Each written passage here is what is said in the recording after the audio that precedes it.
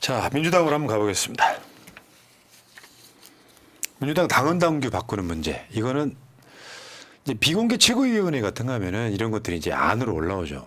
뭐 최고위원들, 뭐 민주당 지도부, 최고위원만 있는 게 아니고 뭐 당 사역 이런 사람도 있고 토론을 하게 되는데 이제 그제 핵심은 뭐였냐면 그 당헌당규 바꾸는 거의 핵심이 첫 번째는 원내대표 국회의장 선거에 당원 20% 반영하는 안. 요거는 이의가 없을 거라고 생각해요. 언론의 민주당 고위 관계자는 언론의 민주당 한 중진 의원은 이렇게 나오는 건 의미가 없어요. 지금은 민주당 현역 당선자들이 이거 반대할 명분이 아예 없습니다. 당원 중심 정당은 당연한 거니까요. 그렇죠. 그러니까 다른 논란을 또 만들어요. 대선 1년 전 사태. 왜 말하자면 당대표라고 하는 자리는 대선을 관리해야 되는 자리이므로 당헌 당규에서 대선 1년 전에는 사퇴해야 돼요. 당대표라는 사람이 대선 1년 남지 않았는데 당대표를 하면 사실상 공천권을 쥐고 있는 입장에서 내가 나를 공천하는 상황이 만들어질 수가 있단 말이에요. 그러니까 1년 정도는 당대표가 나가지 마라고 하는 당헌 당규가 있어. 근데 요거를 예외지형 비슷하게 두는 거예요. 요거를 또 논란을 만들어요, 언론들이.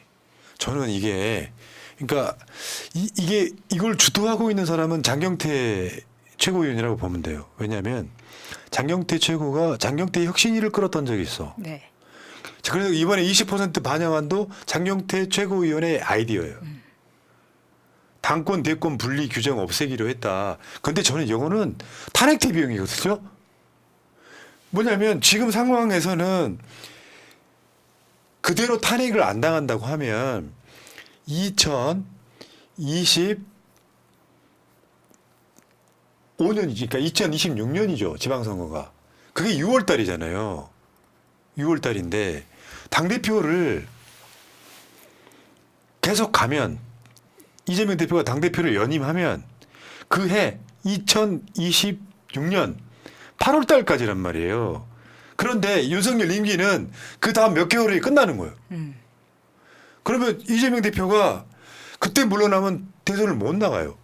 일단 첫 번째는. 그래서 그 규정에 예외 규정이나 완화 규정을 두기로 한 거예요.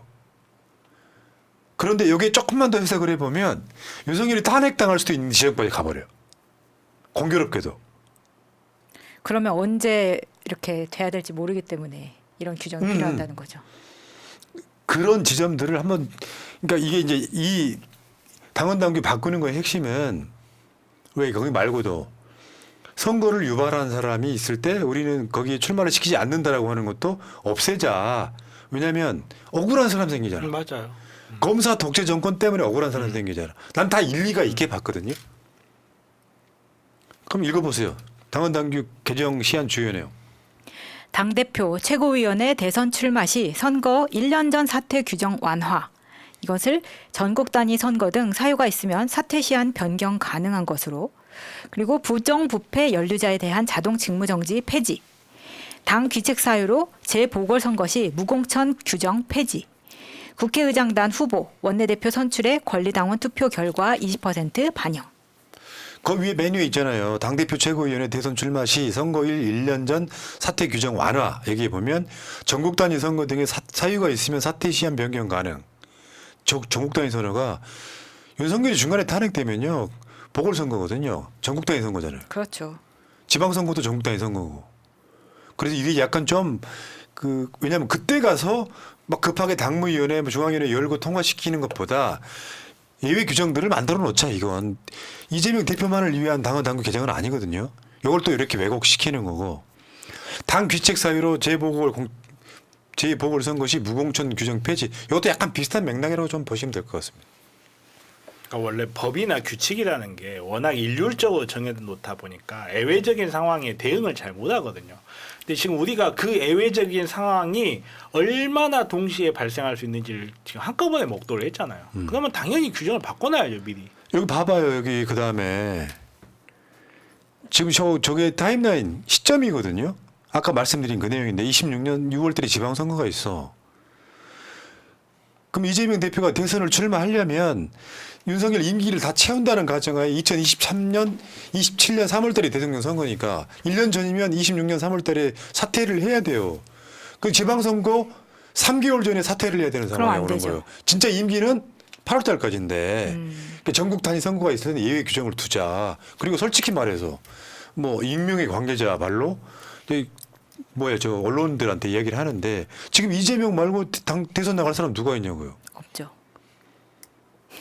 그러니까 지금은 그냥 이재명 대표를 일단 대통령 만들어 놓는 게 우리들의 어떤 목적 같은 거잖아요. 그때 가서 고치지 말고 미리 고쳐놓자 이런 거잖아. 그리고 27년 3월에 대통령 선거가 있을 리가 없기 때문에 이게 지금 언제 있을지 모르니까 그치, 중요한 내 말이 거잖아요. 맞아요. 그 이야기는 어, 계속 우리가 나왔던 이야기잖아요. 선제적으로- 당원당은 바뀌어야 된다고. 네. 선제적으로 바꿔놔야 돼요.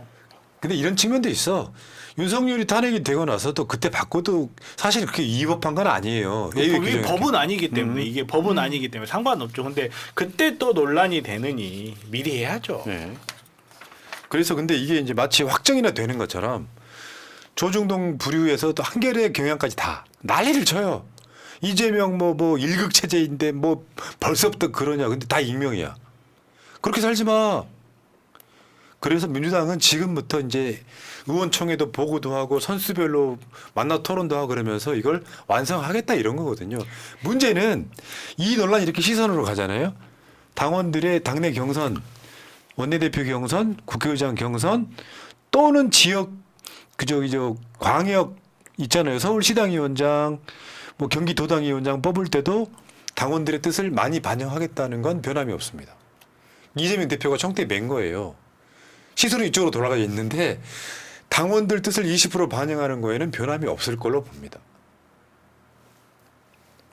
근데 거기에 이제 왜 강성 당원에 대한 여론을 반영을 더 많이 하려고 하는 거 아니냐라는 이상하게 저는 공정파의 수준이라고 믿겨지지는 않는데 이게 자꾸 강성 당원에 의한 의견으로만 치부를 하고 있어요. 이재명 네. 대표의 이야기가 저거예요. 네. 딱 맞는 말씀하셨죠. 표결에 당원 전체 여론을 반영하는 게 어떻게 일부 강성 목소리에 휘둘리는 건가라고 페이스북에. 수백만 명이 어떻게 일부 강성 목소리가 됩니까? 그리고- 예를 들면 당원들 100%가 가깝게 윤석열 탄핵하라고 하면 하는 거예요. 그렇죠. 그게 당원들의 뜻인 거잖아. 사실 일부 대의원들 이용해 가지고 할 때 그게 강성 목소리. 그렇지, 그렇지. 예, 그거지. 전체 당원 목소리를 묻는데 그럼 민주당은 강성 당원이 200만이야? 자, 그리고 어저께 상임위원회 지금 배분인데 여러분들이 보시는 평원원에 있잖아요. 삼선 의원들 빠져 있습니다. 그러니까 삼선 의원들이 지금 여기에 빠져 있는 사람들이 31명인데 여러분 한번 보세요. 법사위원회 박지원, 서영교, 정청래, 김용민, 장경태, 박균택, 이건태, 이성윤 일단 삼선들 빼고 여기 지금 정청래 최고가 법사위원장 갈 건지 다른 사람이 갈 건지는 잘 모르겠습니다만 삼선들은 일단 배치를 하는 데 있어가지고 우선순위가 있기 때문에 저 상임위원장이 저렇게 됐는데 법사위원회 세죠. 최고위원만 3명이야 지금. 그다음에 운영위의 대표적인 추미애 무려 6선 의원이 운영위에 들어. 운영위는 대통령실을 파야 되기 때문에 굉장히 중요해요. 좋네요. 그러니까 지금 서서히 진영이 갖춰지고 있습니다. 어떻게 조합을 하느냐가 지금 보고 있는데 이제 민주당이 어떻게 할 건지 지금 분위기 이런 것 같습니다. 오늘 또 이재명 대표가 법대로 해라 원구성 이야기 나왔잖아요. 지금 7월 6일까지 하겠다는 거죠. 그게 법에 된 규정이라고 하는 거죠. 6월 7일. 어? 6월 7일. 죄송해요. 네. 6월 7일까지 하겠다는 거죠. 그렇게 되면 우원식 국회의장은 아무리 늦어도 6월 말까지는 하겠다는 거죠. 그것도 너무 늦어요. 그냥 합의가 안 되면 다수결로 하면 돼요. 그냥 합의 안 될 것 같으면 그냥 다수결로 해봐도 될 것 같아요. 다수결로 하라고 이렇게 찍어준 거기 때문에 더 이상 뭐 이걸 가지고 합의니 이런 거 안 했으면 좋겠고 그래서 지금 22대 민주당 주요 상임위 간사 명단이 떴습니다. 이제 간사가 실제로 일하는 사람들입니다. 법사위 김승원 판사 출신이죠. 정모위 강준현, 기재위 정태호, 과방위 김현, 산업위 김원희, 복지위 강선우, 환노위 김주영, 국토위 문진석. 예. 이게 지금 민주당이 이제 갖추는 진영들이고요. 제가 어제도 말씀드렸지만 여기서 조국 혁신당이 중요해요. 특히 법사위 같은 데서는. 어마어마하게 중요하죠. 왜냐하면 제3 비교섭단체 몫이라는 게 있어.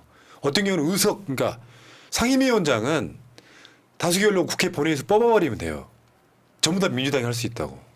근데 법사위 같은 데서는요, 뭐 안건 조정하거나 이럴 때 여당과 야당의 몫이 제3의 세력이 없을 때는 동대동이에요. 서로 합의 보라고. 근데 제3 세력이 있으면 비교섭단체 몫이 하나 떠 있거든요. 그러면 사실 정확하게 말하면 2대1로 통과시키는 거예요.